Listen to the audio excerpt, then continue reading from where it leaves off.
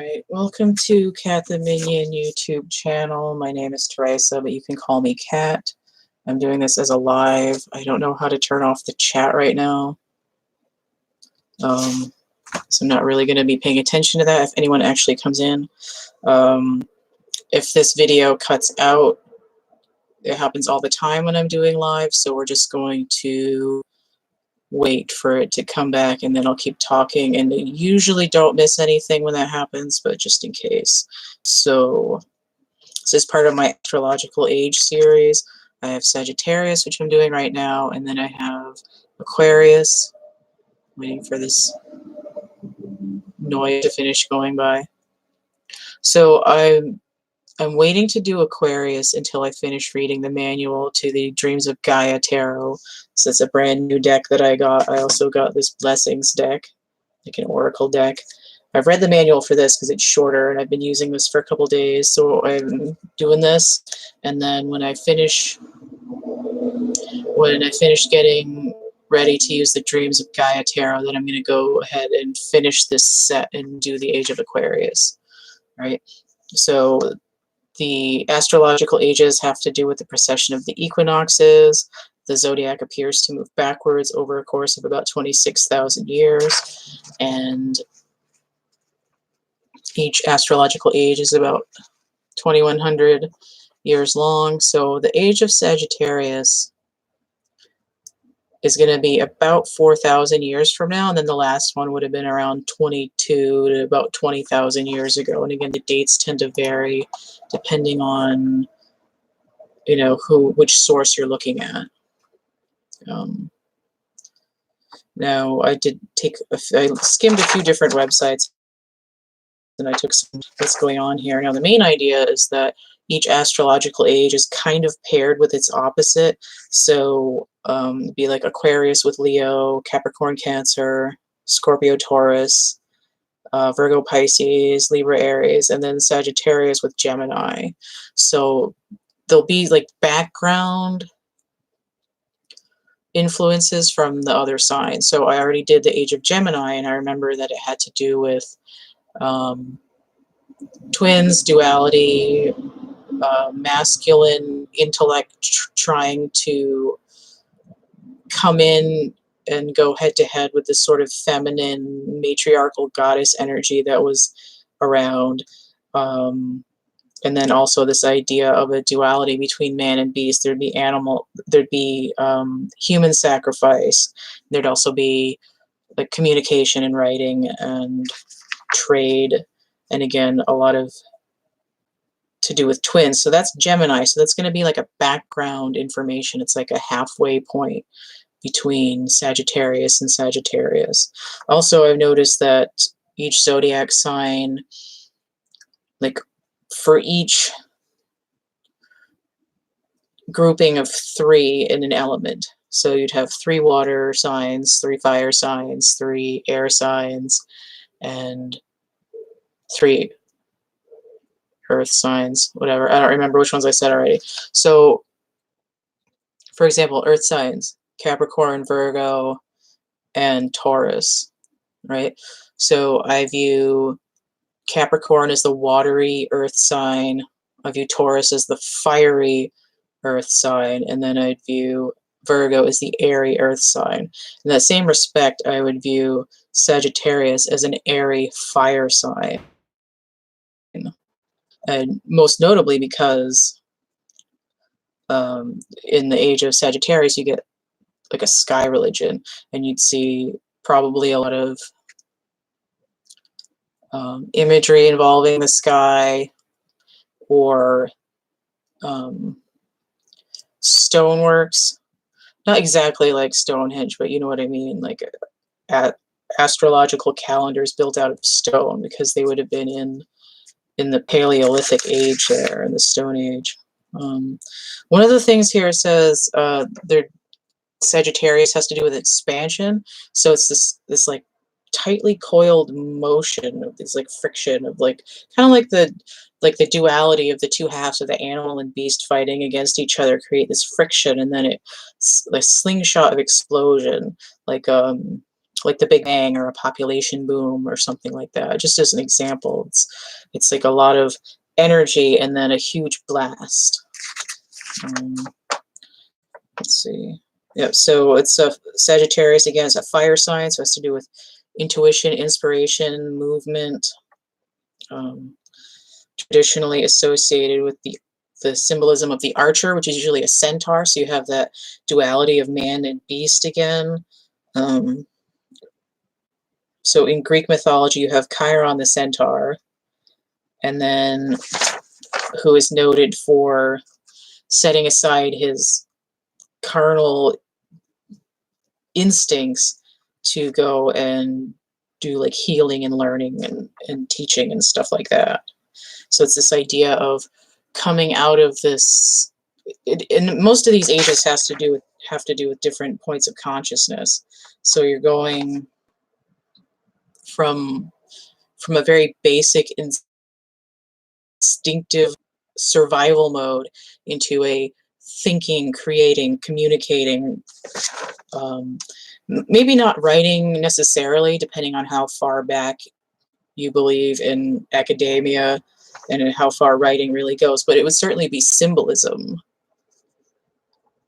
or some kind of petroglyph, if you will. Yep, so there'd be hunting, and then in terms of just generic history, you'd have ceramics, mostly goddess figures. Crepes are being consumed. You'd have settlements in southern Europe and Eastern Europe around the ice sheets because it was the last glacial maximum. And then you'd have so Southern Europe, Eastern Europe, Australia, and China. We have people having bread. We have basic arithmetic. So there'd be a lot of volcanism, and then the ice sheets would have been huge. We'd have now it might get into a little bit of more of conspiracy, but there's been this idea that there's several pole shifts that have happened, and the last one would have happened before this age started and shifted the pole up over the ocean where it is now. So the fact that the last glacial maximum happens during this period indicates that because there's no longer ice trapped on land, that the water is melting it, and that's why we don't have as much ice now. But during this period, it would be the last glacial maximum, so the last huge suction of water out of the oceans into the ice sheets, and you'd have lower sea levels in the Bering Strait. So not only do you have communication, but you do have that movement again. Okay, so you're going, so it's during animal instincts, which would be related to mortality, to going to humanity, which would be learning, and essentially recording things would give you immortality. You have philosophy, learning, healing, theology, juxtaposed with this weaponry, hunting, persecution, basic animal natures, which would probably include procreation as well, but that wasn't really listed. So what's happening is that during these Sagittarian ages, we have this deep change, and then there's this idea of sacrificing something of yourself to help those around you. So you might be, it's sort of like a transformation or a change. What was this really interesting bit? I don't know where I wrote it down. Something I wrote about ancestors. Oh, here it is. Okay. All right. So in the oldest astrology that people have been able to know about, we have Sumerian. So we have the god Nergal, Nergal, and he was represented like an archer, like a centaur, but he had one human head and one panther head. So again, it's like not only is there this man-horse duality, but there's this man-cat duality, and then he had wings because he was dealing with air energy, and then with the arrow goes through the air, and it's also a symbol of hunting and then communication as well, because you can tie a message to your arrow and shoot it to somebody. So it's early Wi-Fi, basically. So the ancient name they gave was Pabil Sag, and I don't know if I'm pronouncing that right. Pabil and then Sag, which means chief ancestor. So again, there's this idea that the Sagittarian archetype is somebody who's going from animalism to being aware, because the chief ancestor would be somebody who would bring consciousness into the people. There's also this idea of Sagittarius being in a season, at least in the northern hemisphere, of going from autumn to winter.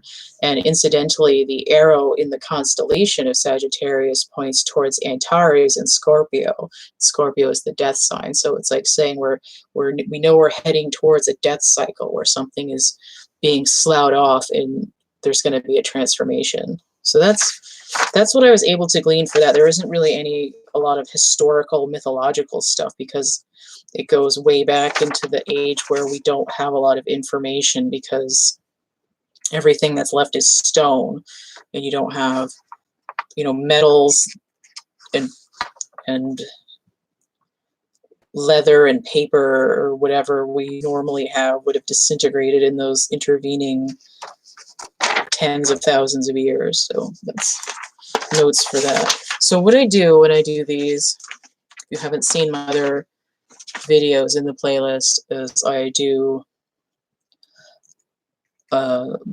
it's something that I call, it's kind of like, I have a reading that's called Roadblock Moguls, where I'll have cards for a higher level of consciousness, cards for the 3D, and then I'll have cards in the middle that say what's the bridge between these two.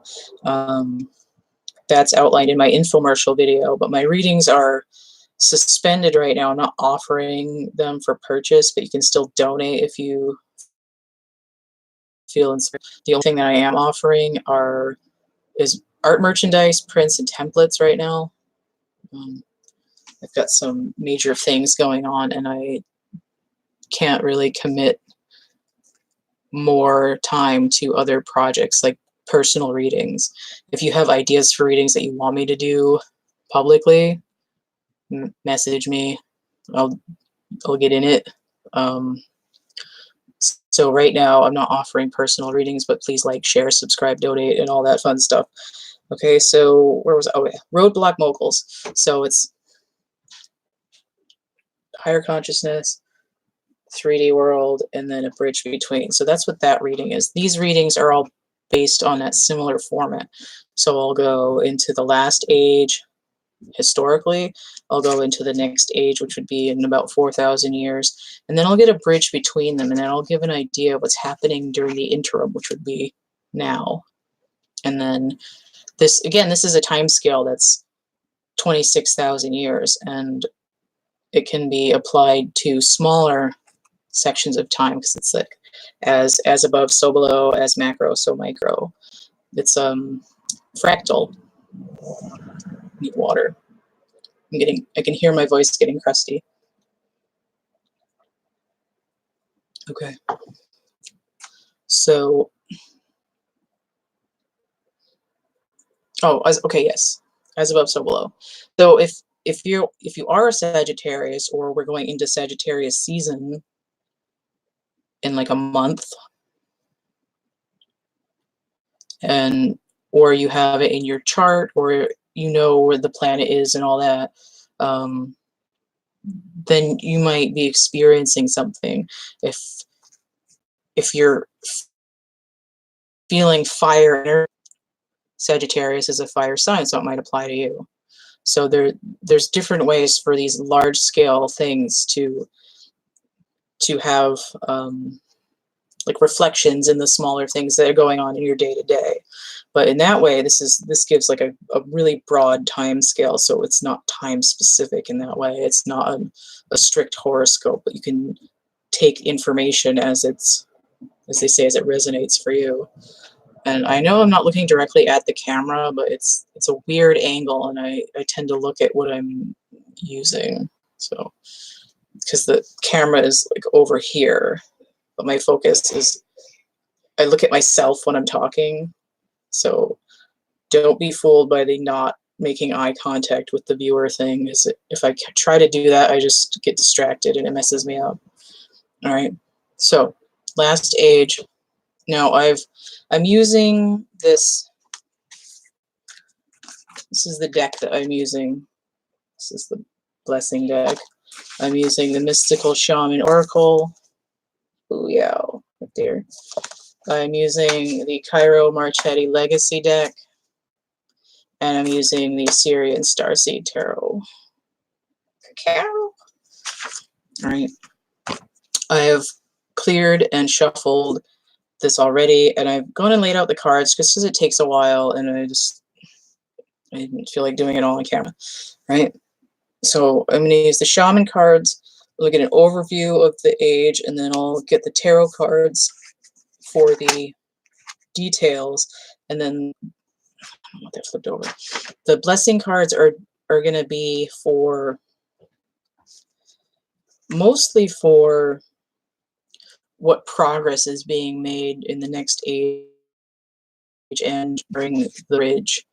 And I've got one card that that's gonna be the bottom of the deck here. That'll give it an overview of what's happening in the past as well. All right, so I'm gonna get into it. So for the shaman, for the overview of the past, we have the rattle, but it's reversed, which means it needs work. And I know my thing is blurry because my webcam is craptastic, so let's see if I can get it. It's kind of at a decent right there. Number 43 breaks down to 7 movement. And then we have the journey, which is number 29. So both of these really are about movement. And we get the idea with both the fire and the air together. So we can see that in the last age, there's stuff that's begun to be worked on. So we have 2 and 9, that's 11, and then we have 43, that's a 7.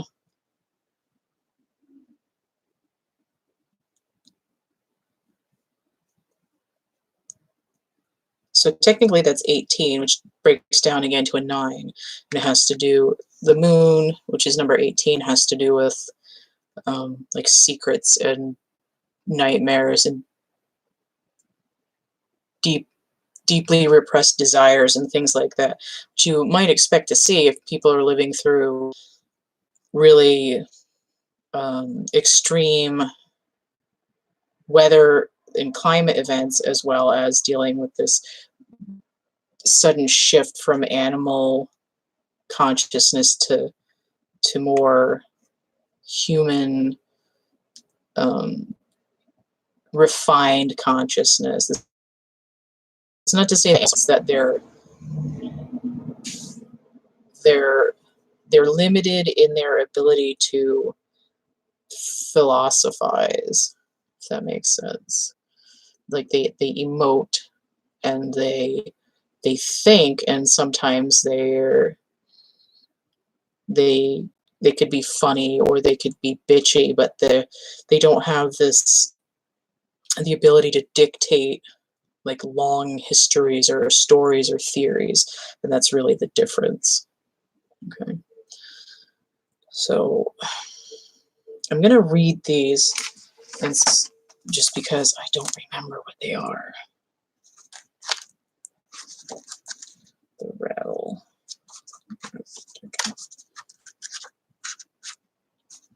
You guys had me bring out the book for a reason, just because I'm tired.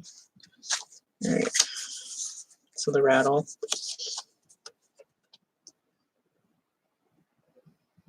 Okay, here we go. The rattle is a spirit caller carrying the shaman's prayer to the 4 directions. The body of the rattle is like the earth spinning on its axis.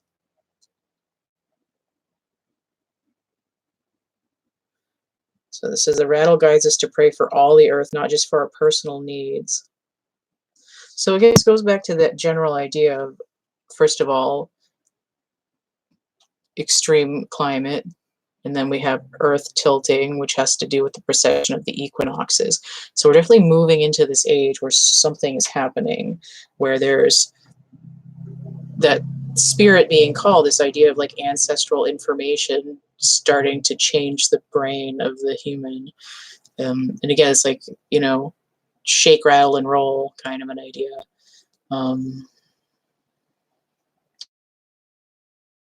There's also this, again, of changing something, giving up something in yourself, maybe like heightened animal instincts in order for this intellect, which is going to help people in the future. And it's inverted because it needs work. So in here it says,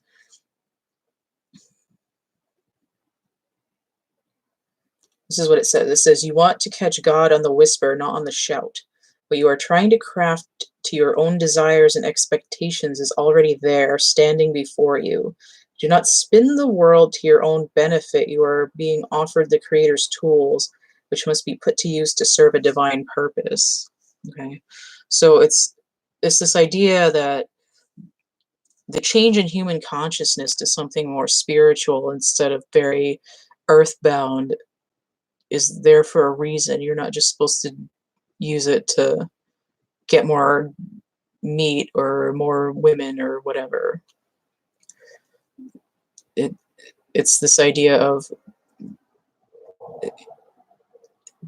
the duality is moving you forward for a reason.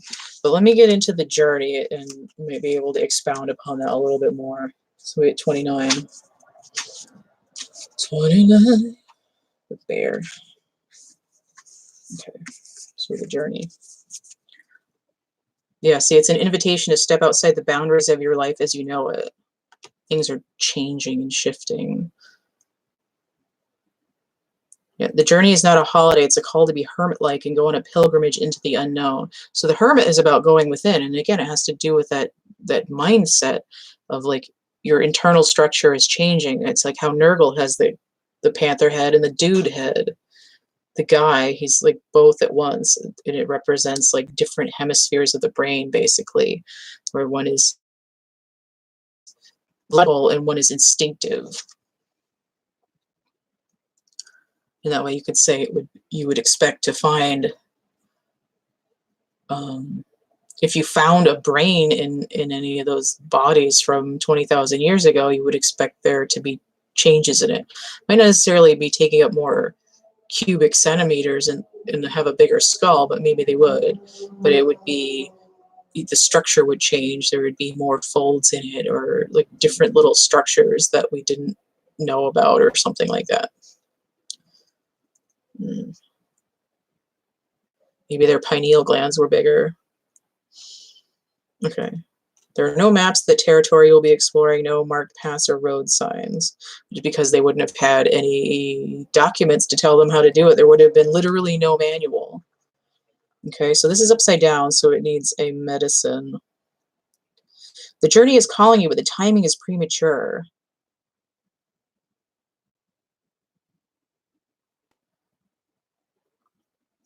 So it's like an idea of there's no time for fantasy because you're going to miss what you need to do. So it says other things must be completed first, or you may still be attached to knowing the destination.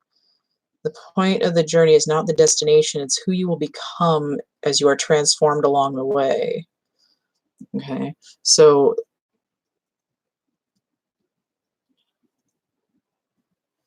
it says do not confuse the inner and outer journey. Okay, so very clearly this transformation has to do with becoming something else. Not going somewhere else, but becoming something else. So whether people are building societies is kind of beside the point. It's like a side effect. It's not like we're going to learn how to do settlements and make bread and drink wine, and we're going to start sacrificing to the gods human bodies because they gave us knowledge and now we know how to do stuff. It's like, oh, I've been enlightened and my entire personality is changing. I'm growing and learning. I'm becoming like the next model of human off of the assembly line. So that's what that's about. And let me get into this.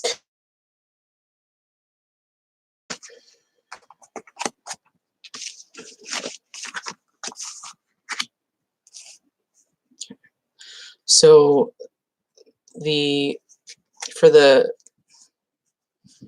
I've got the Ace of Wands in reverse. I've got the King of Wands. And I've got Justice in reverse. Now, Justice in reverse is 11, which is what we get with the Journey. And then we see this duality of dark and light here with these Justice is blind ladies. One has a scroll and the other has a sword. So we're taking this duality and we're standing it on its head. We're making this is a globe here. We're making the world stop because this yin-yang balance is being shaken up. Okay, so the inspiration for this is unclear, or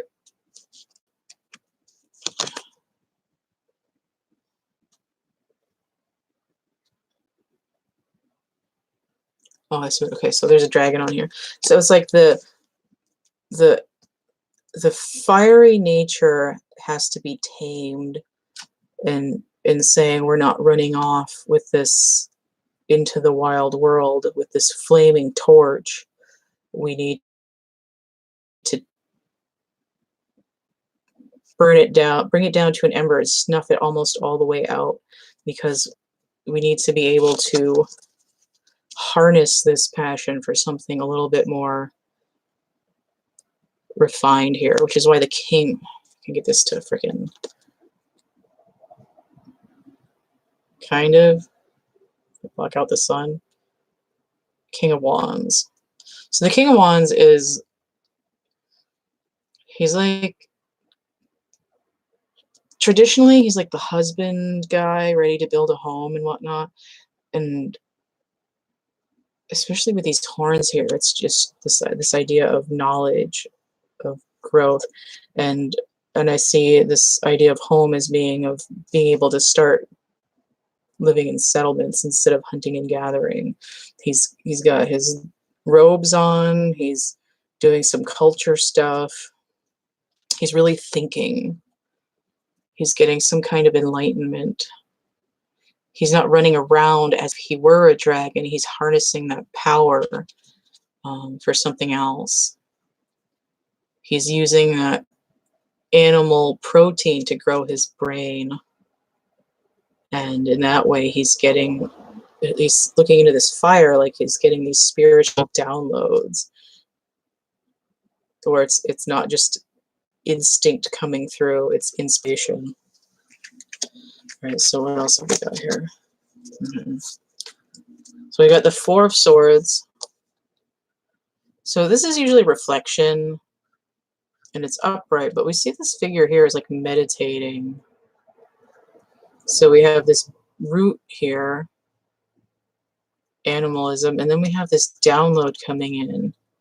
Now, this is swords, right? So it's thought, it's communication, it's information, it's processing. Now, Three Swords is usually this sort of heartbreak and unhappiness, but it's almost like saying you have to wake up to harsh realities and not be aware of just what you need for right now. You have to expand your horizons, and we see this great expansive ocean. Like all this information is opening up the emotional body in the human, which is again changing that brainscape. Like there might have been this feminine, emotional, intuitive existence with this goddess culture and the matriarchal clan society, but for here it's definitely has to do with what's going on with masculine energies. They're being indoctrinated into intuition, and for a masculine person it's going to be fire. But it's interesting that it's coming in swords. It's like saying sword energy masculine plus water energy feminine gets you this new kind of masculine energy where it's the duality comes in. So swords, animal, and then we have humanity here. And we have abundance. So this is basically the Empress card. So again, it's this idea of,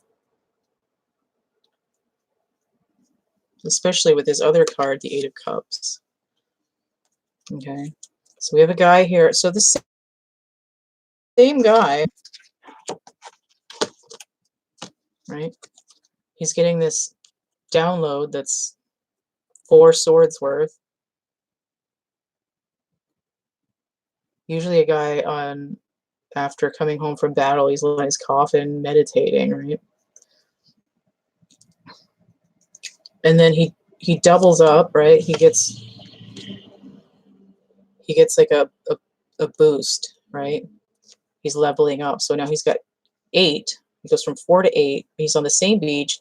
He's got up. He's walking towards the water. He's like, okay, I don't need all this shit anymore. I'm walking away from my base desires. I'm going to go out and seek this open water. And again, the brain is mostly water, so that's what he's heading towards. Higher consciousness by leaving all this crap that he doesn't need behind.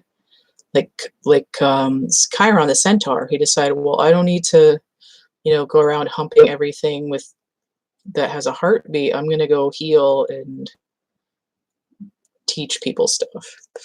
Now, the other card that came out is this abundance card, which is usually the Empress. Okay, so it's pyramid here with, oh, okay, so that's this symbol that she's got behind her. So we have this like expansion, growth, spiraling outward, tetrahedral structure.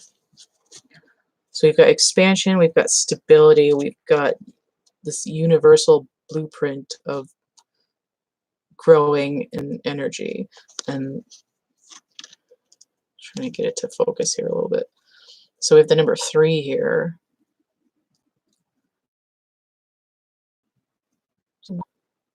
Trying to figure out what okay. So this is like 3 tends to do with like plans and dealing with other people and expectations to some point. So this idea of embracing this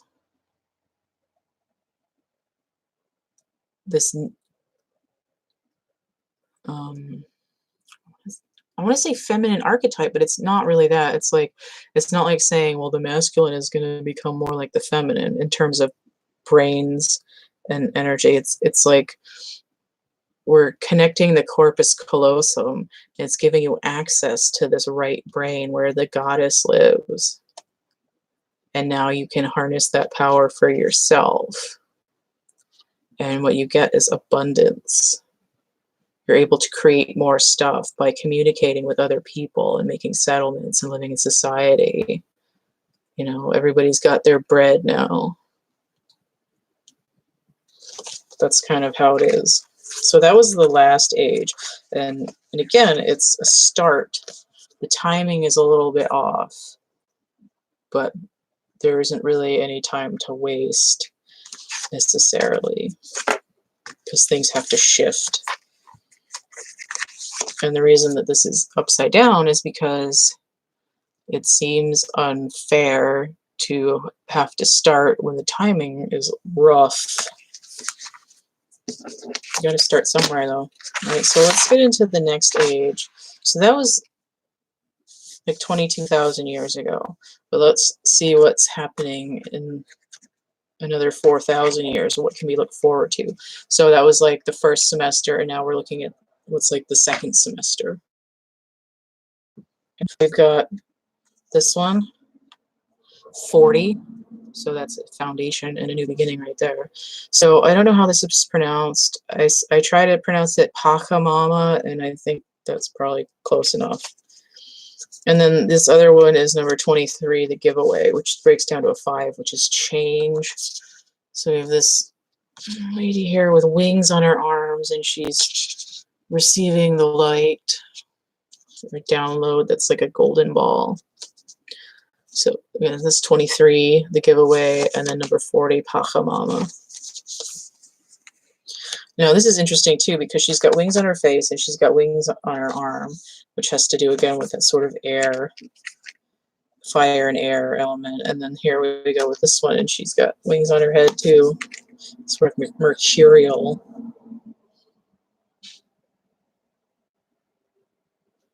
I got the book. I was trying to grab the stack of cards. I'm like, what am I doing? All right, so 40. Thirsty again. I got a headache.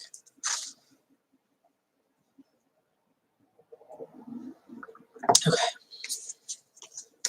Mess myself up. Okay. Trying to see if it will either. I guess it's not going to focus on all the writing at the same time. Okay, so Pachamama represents the unconditional love that the earth has for all her children, including the stones, plants, animals, and humans. Goddess of the earth, known as Gaia, who pervades all creation in our planet. Thanks to Pachamama, our timeless soul can experience life in a biological body. Joy and pain we taste during our brief time on earth are inventions to discover the boundless love of Pachamama. Okay, so you are a child of the earth. Now is the time to eat right, love right, and be joyous regardless of the circumstances you may find yourself in.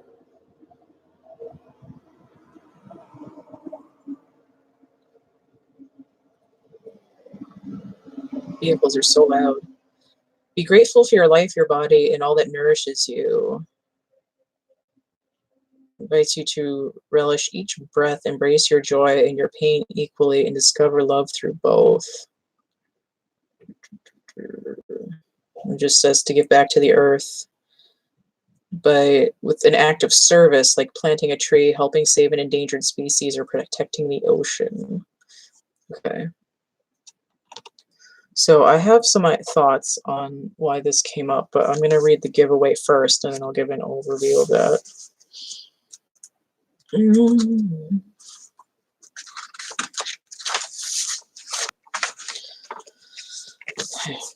The gift you offer to life without attachment, without expecting anything back. You can only give what is truly yours, a smile, a nod of encouragement, a gentle touch, and a kind word. This is not giving up to others what you no longer want, like the sweater that no longer fits, but gifting what is most precious, your authentic love and genuine feelings. It has to do with gratitude. Without needing anything or anyone to inspire it. To share the gratitude with those you meet. So you offer thanks, your heart opens, and you start realizing how much life has given you.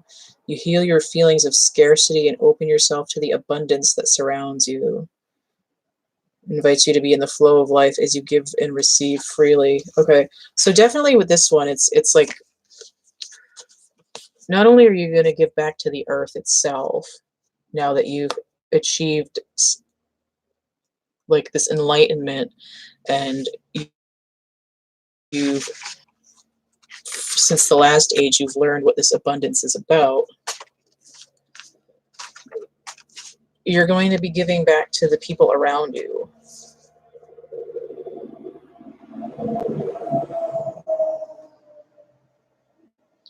So the idea of trying to shift consciousness and this idea of being animalistic and hunting and whatnot, there's always this idea of you have to feed the people and you're all scattered and you don't know what you're going to have from day to day.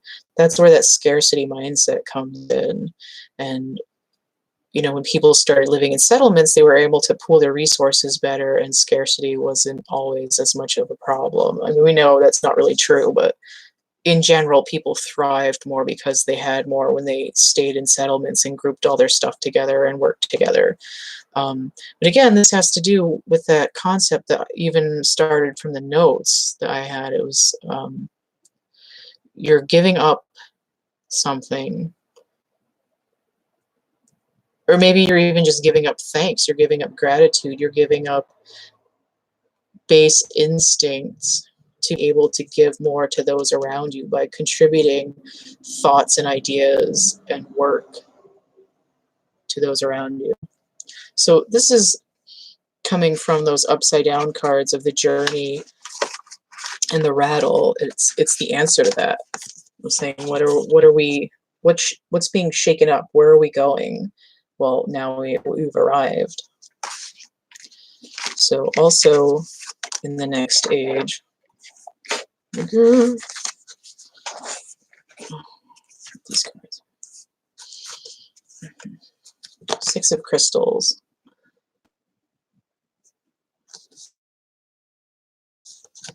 Indigo, but inverted. That's number one. It's usually the Magician.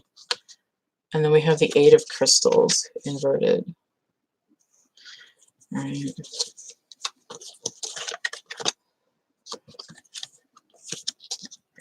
Now, 8 and 6 here normally would be 14, which would be like a king energy, but it's not.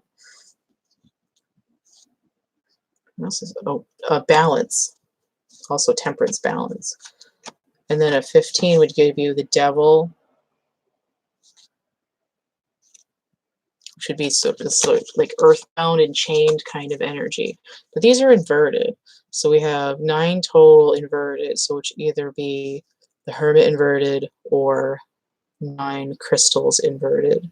So I do get a sense that you're being forced out of your shell.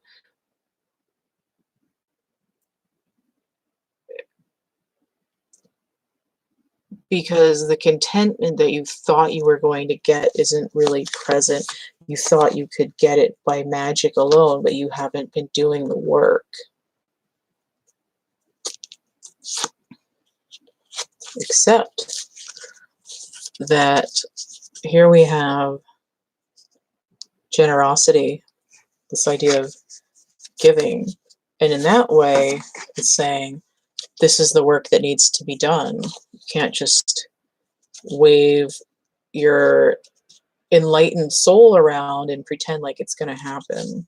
This is also the masculine energy's open heart chakra. And I believe one of these cards definitely said something about opening your heart. So boom, right there. These other cards here, we've got,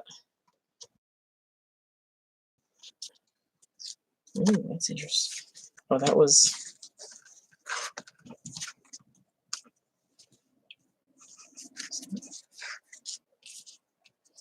okay, so 9, that's more like, yeah, that's contentment. Okay.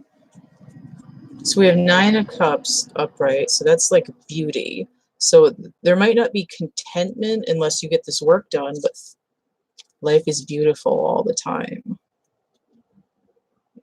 There's light in the world for everybody.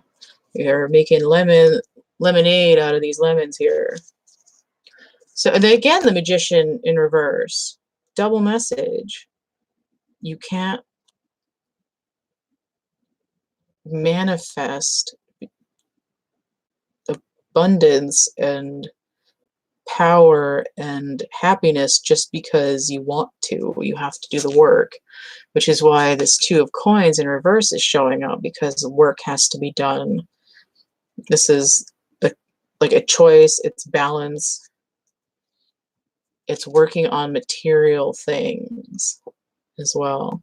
It's figuring out what work has to be done. Interesting. So it's, in general, the idea is that we know where we're heading. In the next age, we know that it's all about giving to the world and those around you based on this spiritual, intellectual growth that's been happening. And the last age, it was like, well, our timing is off, but we're going to get going. Now it's like, I need to learn how to get going because I can't fake it, which is definitely a step up. So let's look at this blessing card. So this blessing card for the next age, what's happening, it says number 43, so that's a 7. That has to do with movement, like the Chariot, and has to do with timing, patience, harvesting, dealing with things that you stand for, filtering out distractions, learning how not to be sneaky. They're all related concepts. Like each of the 4 elements have to do with refining what you care about so that you're not wasting your time holding on to things that aren't useful. And then you get to number 7, the Chariot, which is rolling forward. So it says, a blessing for those who are nearing their final breath. Now, this has to do with people who are dying. And if you go back to that, you see the arrow is pointing at that scorpionic energy, which means that something is changing. It's the death throes of the old ways. So let me just skim this. I'm not going to read the whole thing because it's like 3. Wait, no, that one's not 3 pages. But it's 43. Okay. So it says, a blessing for the dying, for those who are near to passing, and for those who will tend to their passing.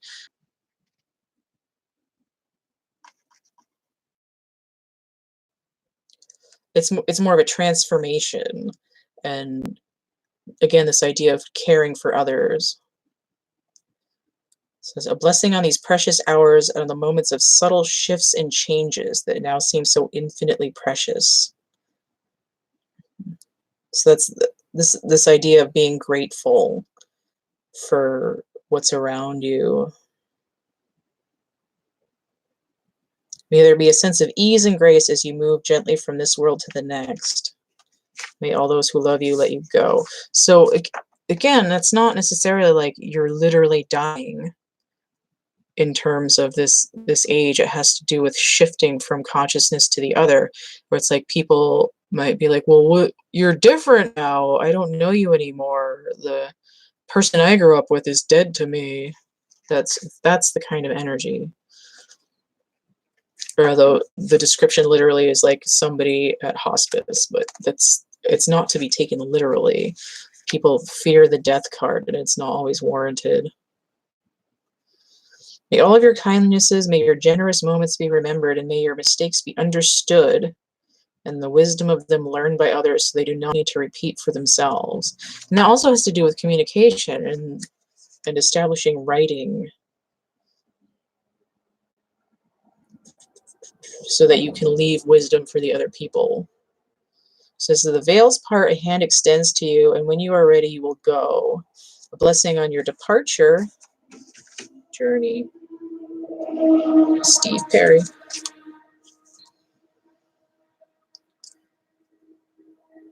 Blessing on your departure, and know that you shall live on always in the lives of others who shall remember you, and when memory fades, your gifts will live on in mysterious ways. So there.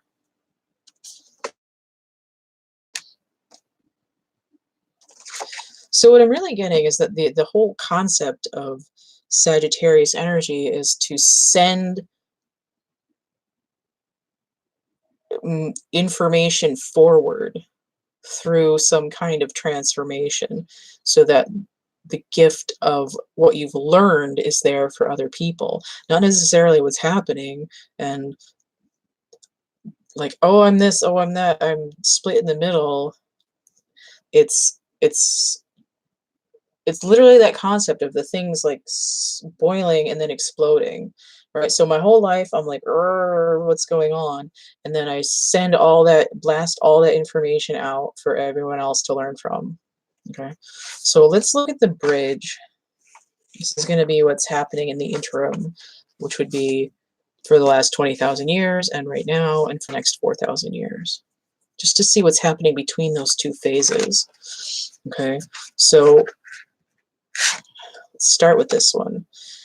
So we have a blessing of fire, but it came out upside down. So it's kind of like a delay or it's a struggle in some way. Now, this card for me it's number 3. So it could be, again, that sort of abundance empress energy. What the hell is she? It could be kind of like her. Oh, this is sort of like fire and ice together here. which would be Ice Age, and then Sagittarius. But for me, she's like, I see her as the Queen of Wands. I wish it would be in focus because she's pretty hot. She's down with the thickness. Okay. About as good as she's gonna get. Can't. Failure.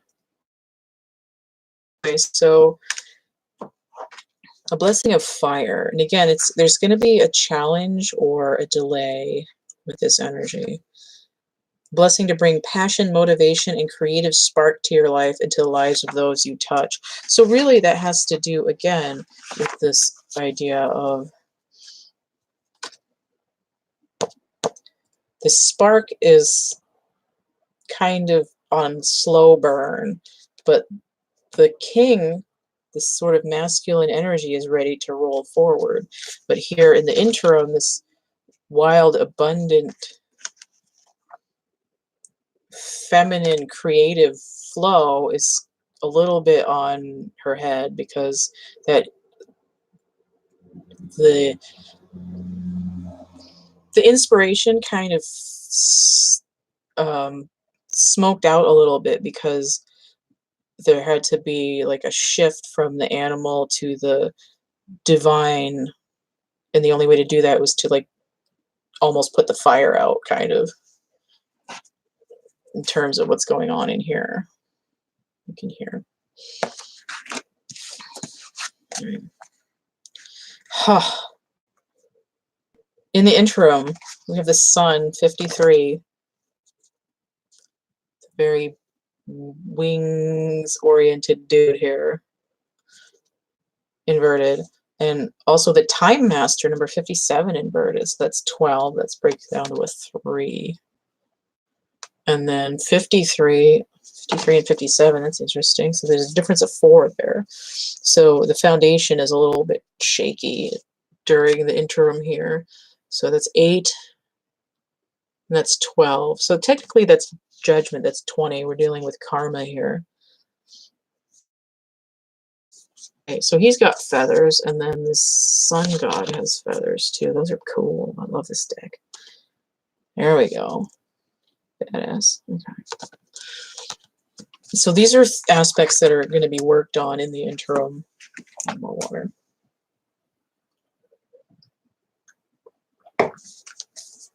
Sun.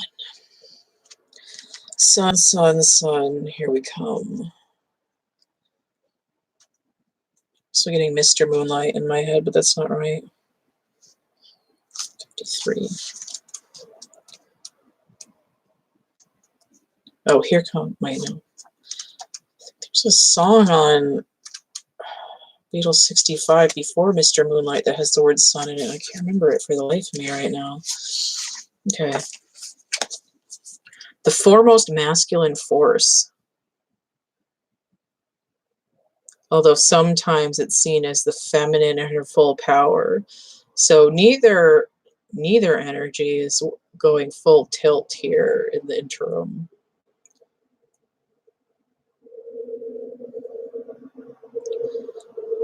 Either way, it's the most brilliant light for all beings and allows life to sprout from the dark feminine earth.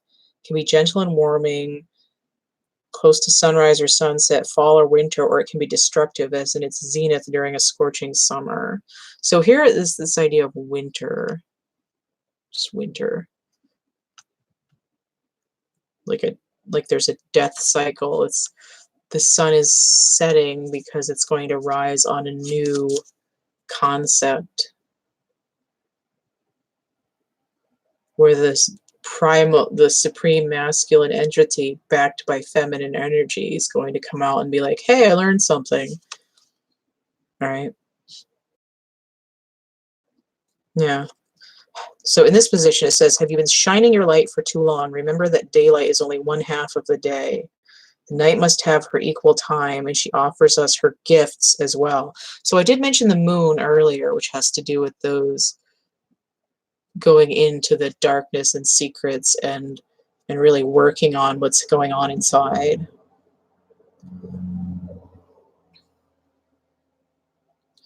Careful not to be blinded by light or the light of others. Do not become enamored with yourself or worship others. Beware your shadow. So the moon has to do with shadow work as well.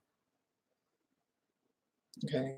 So again, it has to do with cycles. It has to do with the duality nature.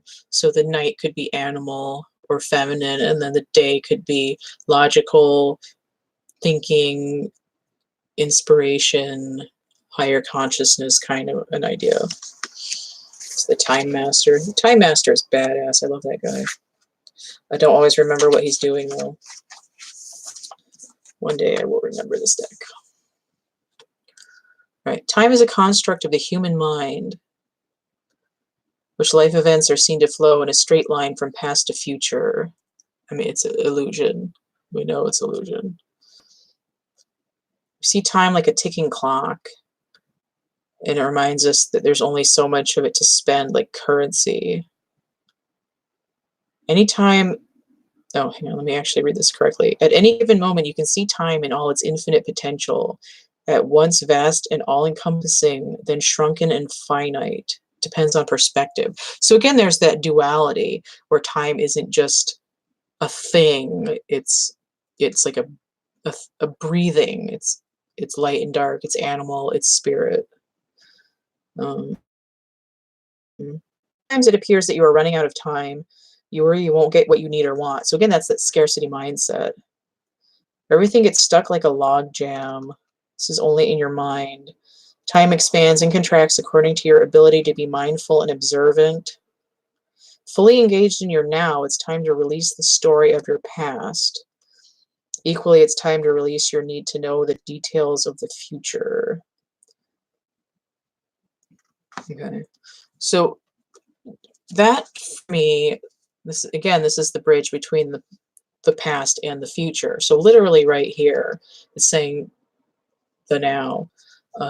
But again, it's this idea of releasing a story. It's writing down what you've been through, getting that knowledge so that you can give it to other people, whether it's now or in the future, leaving it for others, no matter what time it is.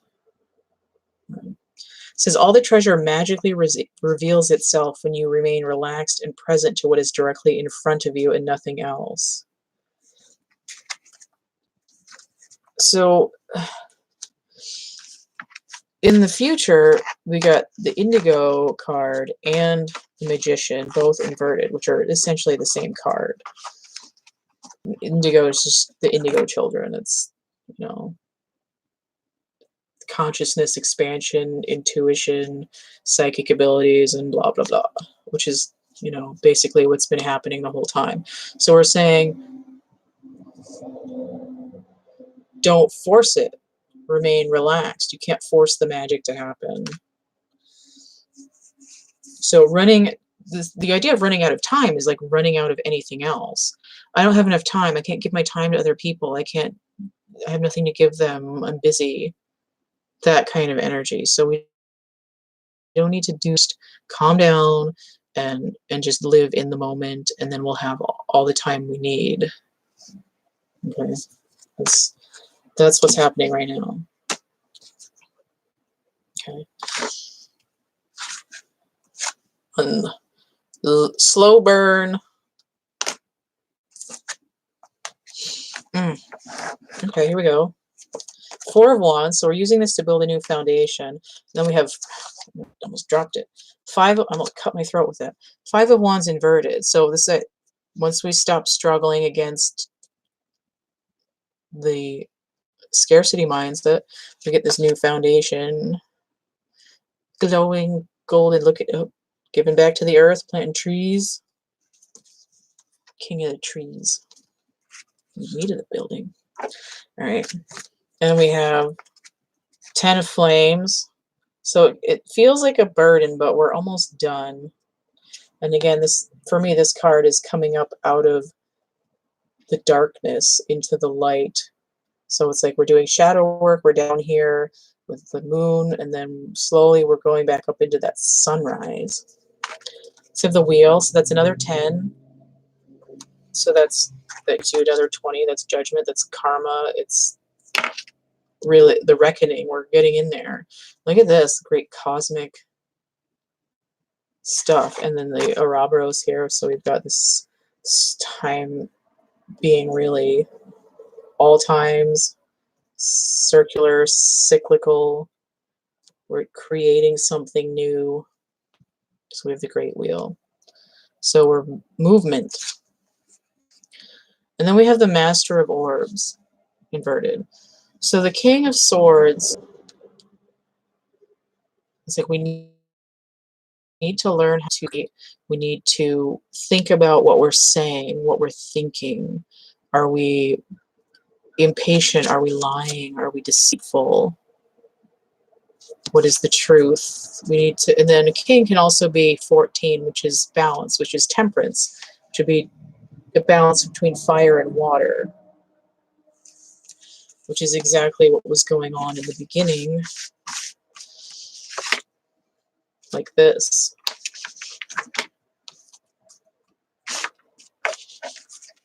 I can't get the card, it's caught between all my crap.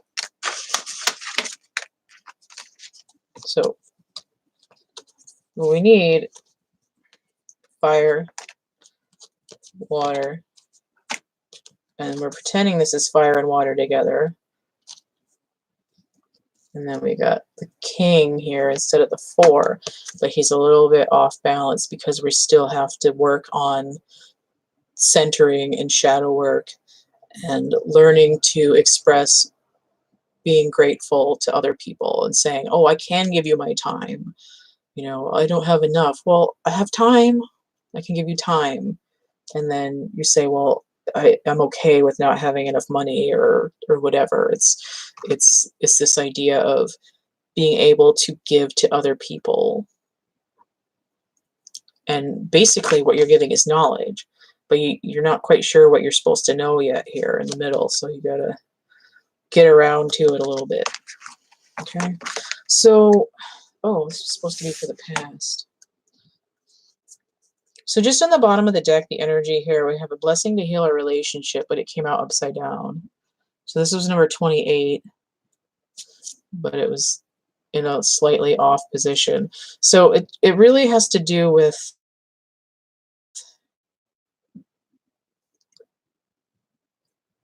and I just read this last night in the book too, it has to do with mending harsh words, learning to enjoy other people's company so that you don't feel resentful against them because you know that you love them. And that could be for different halves of yourself, or you're marrying your dark and your light within. You're going through this death transformative cycle. So this is your animal side, your spirit side, and you're learning to heal that so that you can come through with your truth to give your time and yourself to other people and the earth. And then that way you're contributing to consciousness as a whole. And again, it could also just, you know, between masculine and feminine, because you want to get to that point where you have that abundance with the king of fire and the king of swords. And so you come in as this, you know, working together. And then we have the gatherer. So when we come back to this idea, it's coming full circle. We're saying lack of scarcity mindset. We only take what we need. We share with other people. We're working together with the earth. That's not to say this is our only survival because we live in the Stone Age. We're working with the earth and with other people to take what we need and not hoard things. Spiritually, mentally, physically, whatever. And then we have 7 of Swords inverted. Again, like I mentioned before with the 7s, we're not being sneaky. We're not stealing. So this like ninja guy coming in here, take swords and whatnot. So again, it's just this idea of we're moving forward because we're giving up all this crap that's anymore. We're not lying, we're not sneaking, we're not stealing. We have, and we're giving, and we're grateful. 7 of Crystals inverted. So again, 7 of Crystals is 7 of Pentacles. It's usually the Harvest card. But it can also be impatience. So we're not waiting on some bounty to come in, and we're learning not to be impatient about that. We're not overly focused on counting all that we have all the time. You know, we're not counting all our roses to make sure somebody didn't take one, like the Beast in Beauty and the Beast. And we're not, you know, like Scrooge up in his swimming pool of gold coins, counting them all to make sure that, you know, nobody stole one. So again, with these sevens, it's trying to create balance, and it's again this like in and out, and you know, the animal darkness, the spiritual lightness, they're just kind of moving around trying to get to this higher vibration of letting go of time, of letting go of material things in order to achieve this. Where's my cards? Where's my cards? This balance. Here we go. All right. I think that was pretty good. Oh, yeah. And also because this is a fire sign, I am pimping my Draco Forms coloring book this week. The new cover is almost exactly the same on Amazon. It's Draco Forms with an ES. And you get dragons. There we go. Dragons.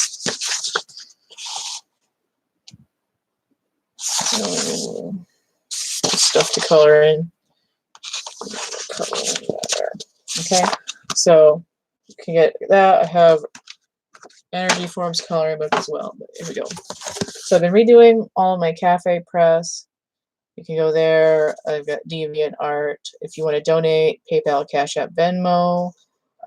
Please like, share, subscribe, donate. You can tweet me, you can email me. You can check out what the art stuff I'm working on my Facebook art page. You know, always doing stuff. Just made that yesterday. And you can get shirts and jewelry and stuff on Cafe Press. You can get prints on Deviant Art.